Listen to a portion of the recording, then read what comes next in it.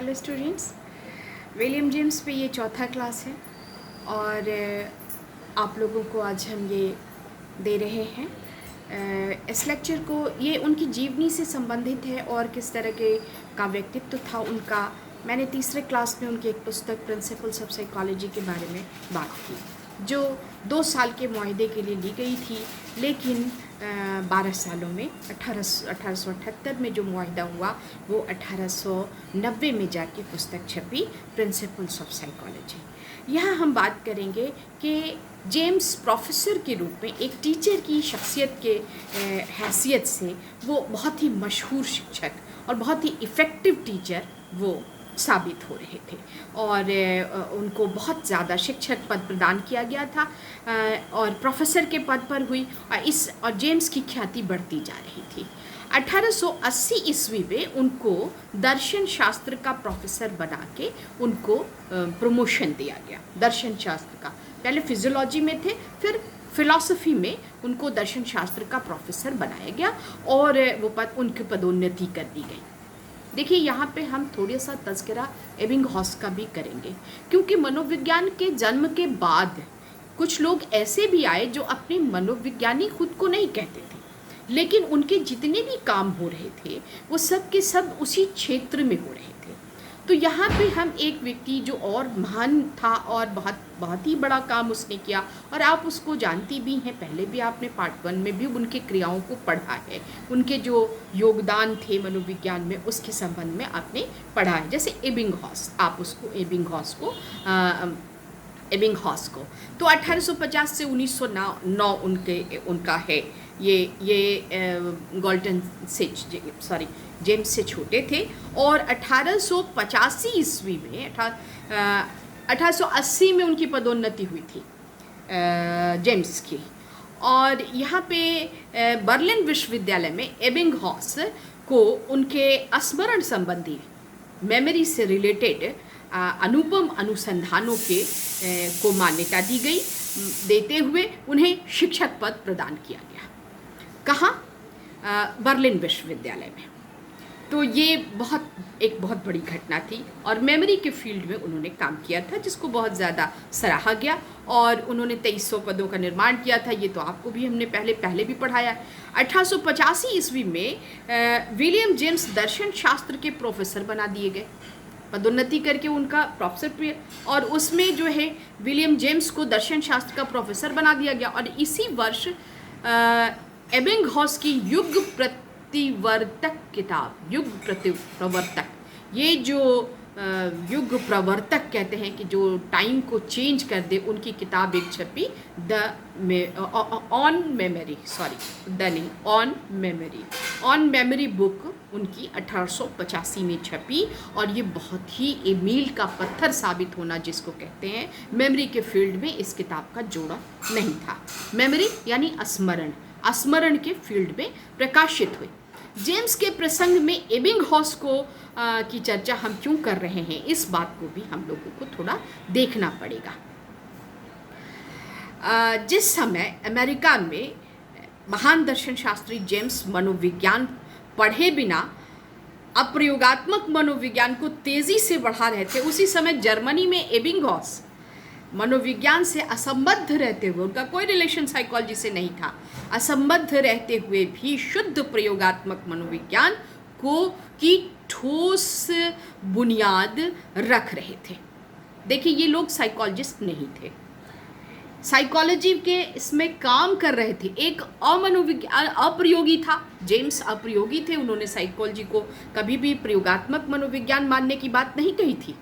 और दूसरी तरफ बर्लिन में एबिंगहॉस प्योर एक्सपेरिमेंटल साइकोलॉजी पर काम कर रहे थे, लेकिन साइकोलॉजी से जुड़े हुए नहीं थे, पढ़े बगैर अप्रयोगात्मक थे जेम्स और तेज़ी से बढ़ा रहे थे। उसी समय जर्मनी में एबिंगहॉस का जो ये काम था, ऑन मेमोरी जो बुक छपी, ये बहुत बड़ा योगदान था और इसको बड़े खुले मन से उन्होंने भी स्वीकार किया था। तो शुद्ध प्रयोगात्मक बुनियाद रख रहे थे। ये अंतर शायद दोनों देशों के स्वभाव भेद का था। बर्लिन का और अमेरिका का और यूरोप का जो स्वभाव में वहाँ के लोगों के स्वभाव का जो भेद था, उसी वजह से शायद ये भेद आया, ऐसा किताबों में लिखा गया है। ये किताब में भी, इस किताब में भी इसको माना जाता है। तो जिस प्रकार एबिंगहॉस ने उच्चतर मानसिक क्रियाओं पर अति उत्तम प्रयोग 1885 द्वारा प्रयोगवादी मनोविज्ञानियों में हलचल मचा दी, उसी प्रकार जेम्स ने भी 1884 में संवेग के ऑन मेमोरी 1885 में छपी, और 1884 में जेम्स का एक अध्ययन आया, वो भी इमोशन पर। उनका मेमोरी पर था एबिंगहॉस का, और ये इमोशन पर था। इमोशन पर जो उनके निबंध माइंड नामक पत्रिका में प्रकाशित हुआ, उनका निबंध प्रकाशित हुआ इमोशन पर। तो ये एक बहुत बड़ी घटना थी, और दोनों ही विषय मनोविज्ञान के थे, लेकिन एक अप्रयोगात्मक मनोविज्ञानी था और दूसरा प्रयोगात्मक था मगर मनोविज्ञानी नहीं था। तो इमोशन इनकी जो 1884 में ये बातें जेम्स ने कही, और जेम्स की बातें माइंड नामक पत्रिका में छपी थी। तो जेम्स ने इमोशन का एक बहुत ही मशहूर सिद्धांत भी प्रस्तुत किया, जेम्स लांजे थ्योरी जिसको कहते हैं, और जो आप लोग पार्ट 1 में पढ़ती भी हैं, और वो आज भी कोर्स में सब्सक्राइब्ड है। बहुत ही अनुपम उसके विचार जो उसमें दिए गए, बिल्कुल सामान्य विचार से अलग विचार थे। सामान्य विचार से उसका कोई संबंध नहीं था। अब विचार क्या थे, इसको भी हम लोग देख लें ज़रा सा। तो उसका विचार बिल्कुल अलग था। जेम्स ने अपने सिद्धांत में दावा किया कि संवेगात्मक उद्दीपन से शरीर के आंतरिक अंगों में, इंटरनल जो ऑर्गन्स हैं, उनमें रिफ्लेक्स जैसी, प्रतिक्षेप क्रिया जैसी क्रिया के भांति उपद्रव होने लगते हैं। जैसे रिफ्लेक्स एक्शन में एक तरह का रिफ्लेक्स एक्शन जो होता है, उस तरह की किसी भी उद्दीपन के प्रभाव में ऐसा उद्दीपन जिससे संवेग की उत्पत्ति होती है। उपद्रवों का ज्ञान संवेग है, और इन्हीं उपद्रवों का ज्ञान जो है वो संवेग है।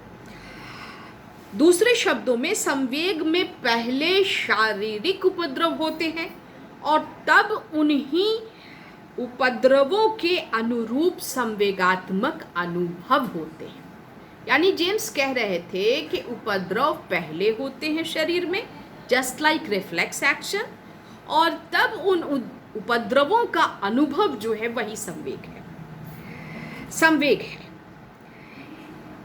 इस सिद्धांत ने बड़े विवादों को जन्म दिया। बहुत सारा इस पर हंगामा खड़ा हुआ और बड़े पैमाने पर जांच अनुसंधान होने लगे, पर आज तक कोई निश्चयात्मक उत्तर नहीं दिया जा सका, नहीं प्राप्त हो सका। और कि क्या बिना शारीरिक परिवर्तन के भी संवेग का अनुभव संभव है, इस पर बहुत जांच। क्या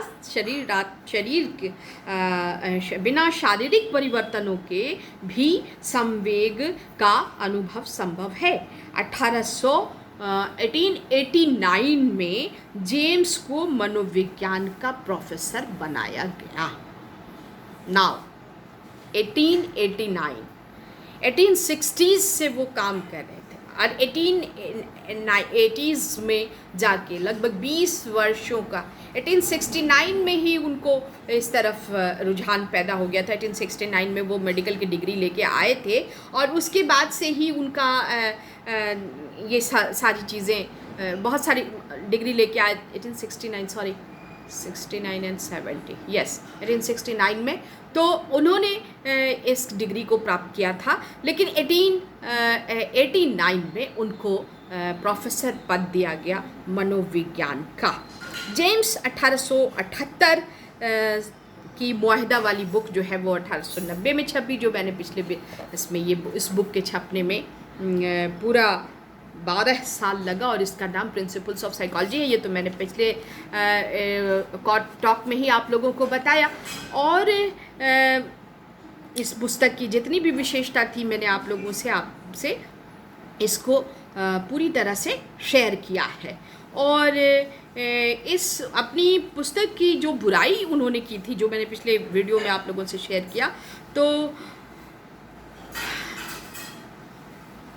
उन्होंने जो प्रकाशक को लिखा कि मनोविज्ञान कोई विज्ञान नहीं है, ये बात, दो बातें उन्होंने लिखी थी कि और जेम्स जो है वो बिल्कुल अयोग्य है।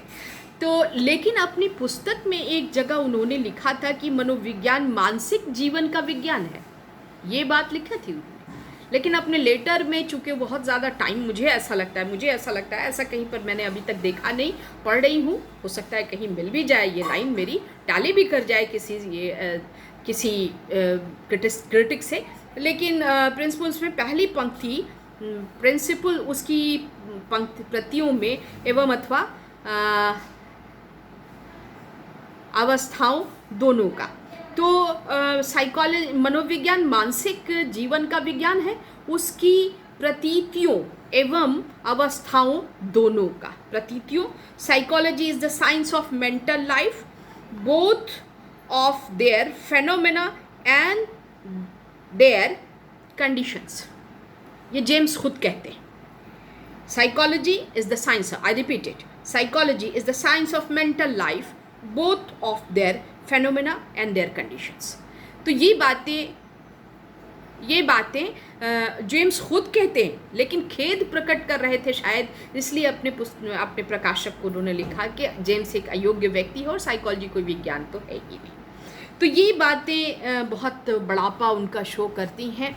और हम आगे अब प्रिंसिपल्स ऑफ साइकोलॉजी के बारे में, और विलियम जेम्स इस पुस्तक के साथ जो उन्होंने लिखी प्रिंसिपल्स ऑफ साइकोलॉजी, प्रिंसिपल पद, उनको प्रोफेसर पद भी मिला साइकोलॉजी का, और इसके साथ वो अमर हो गए, किसमें, मनोविज्ञान के क्षेत्र में।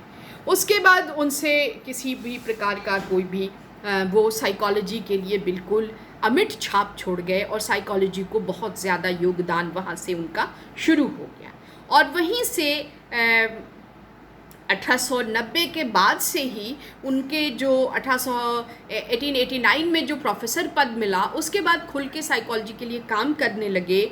और वहाँ से जो उनके जो विचारधारा थी उनकी, उसको एक रूप देने का प्रयास उन्होंने करना शुरू किया। और उन्होंने जिस विचारधारा का प्रवर्तन किया और जिस विचारधारा को आगे बढ़ाया, उसको जब स्ट्रक्चरलिज्म और फंक्शनलिज्म जैसे एक आर्टिकल छपने के बाद, जिस पर हम आगे बात करेंगे आपसे, तो वहीं से उन्होंने अपने लिए किसी पर्टिकुलर स्कूल ऑफ साइकोलॉजी का नाम नहीं चयन किया था। सिर्फ विचारों के मतभेद थे जो एंशिएंट साइकोलॉजी के साथ टकरा रहे थे, लेकिन 1890 के बाद तो टकरा रहे थे, लेकिन उन्होंने किसी psychology special school of psychology की बात नहीं की थी। हाँ, ये काम टिचनर